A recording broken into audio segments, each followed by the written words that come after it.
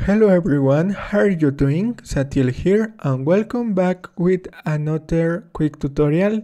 In today's tutorial I'm gonna show how to run the sfc utility as administrator in Windows 10 and Windows 11.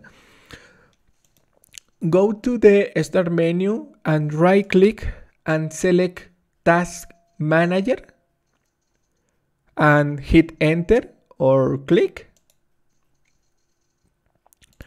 In this window, select this option,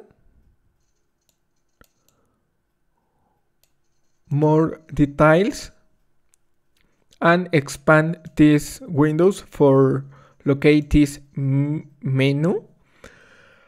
Go to the file and select Run New Task. In this pop-up window, select Open CMD and create this task with administrative privileges. Mark this option or check this option and select OK. And now this window runs as administrator. In this window, run sfc space forward slash SCANNOW. Wait a moment and hit enter.